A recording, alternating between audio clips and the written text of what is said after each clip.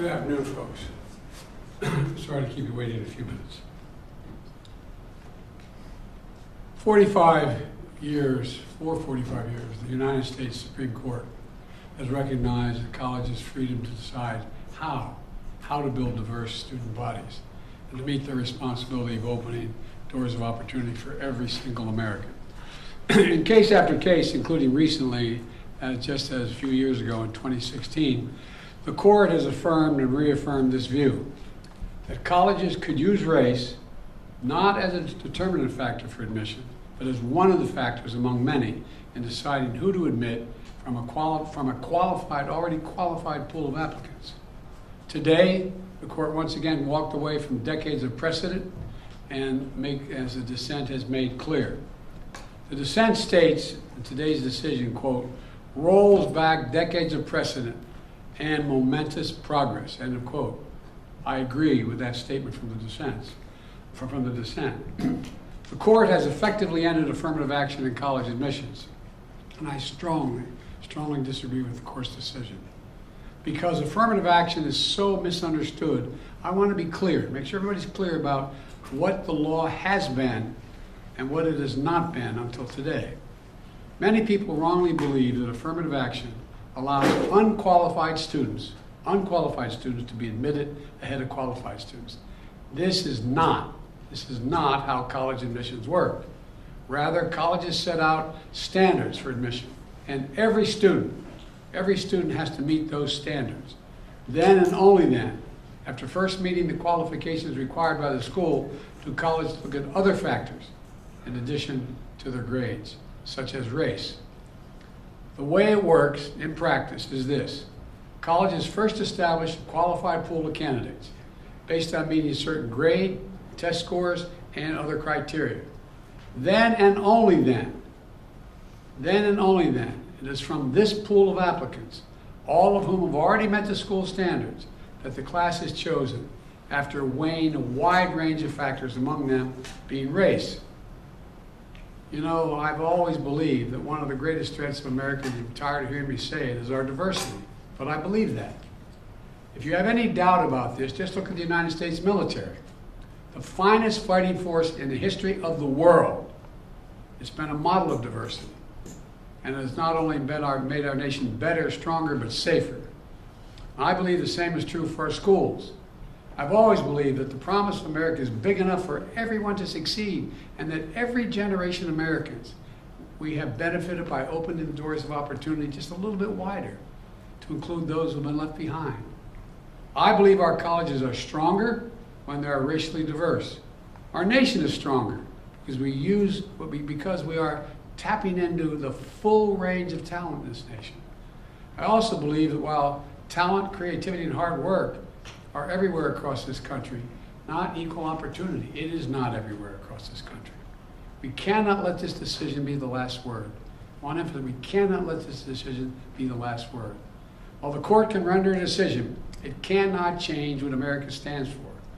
America is an idea unique in the world, an idea of hope and opportunity, of possibilities, of giving everyone a fair shot, of leaving no one behind.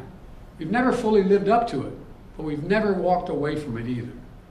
We will not walk away from it now. We should never allow the country to walk away from the dream upon which it was founded. That opportunity is for everyone, not just a few. We need a new path forward, a path consistent with a law that protects diversity and expands opportunity. So today I want to offer some guidance to our nation's colleges as they review their admission systems after today's decision. Guidance that is consistent with today's decision. They should not abandon, let me say this again, they should not abandon their commitment to ensure student bodies of diverse backgrounds and experience that reflect all of America.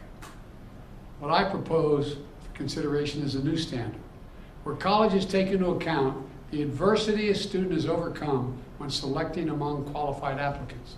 Let's be clear, under this new standard, just as was true under the earlier standard, students first have to be qualified applicants. They need the GPA and test scores to meet the school's standards. Once that test is met, then adversity should be considered, including a student's lack of financial means, because we know too few students of low-income families, whether in big cities or rural communities, are getting an opportunity to go to college.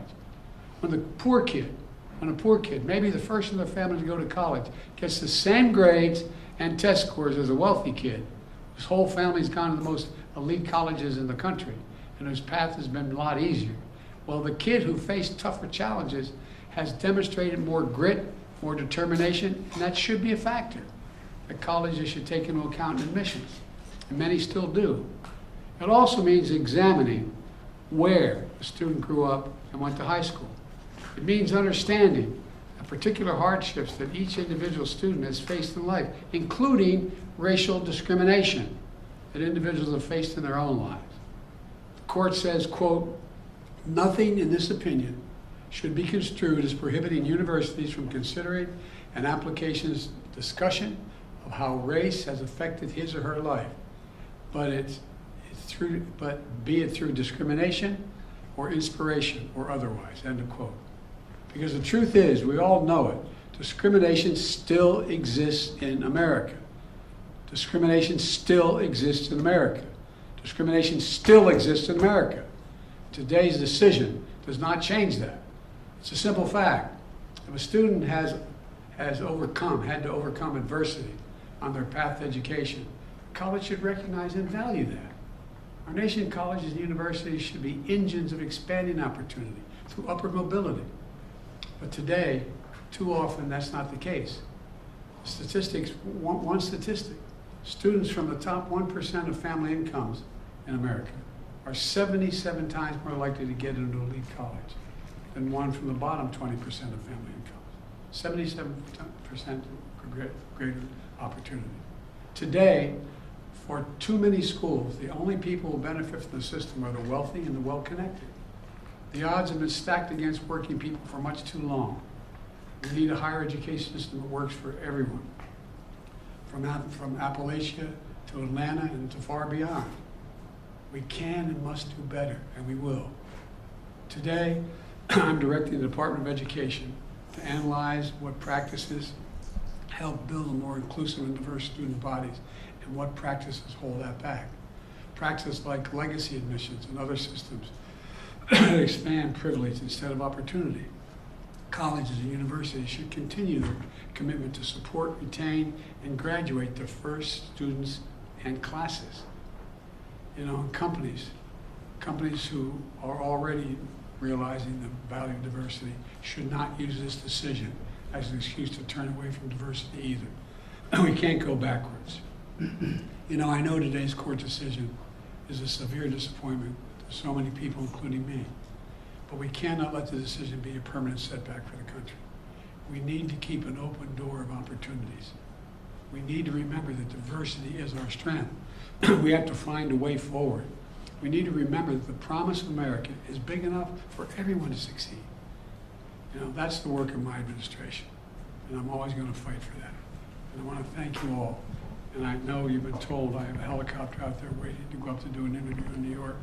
I'll be talking more about this, a live interview. But thank you very much, and we're going to have plenty of time to talk about this. But we're not going to let this break us.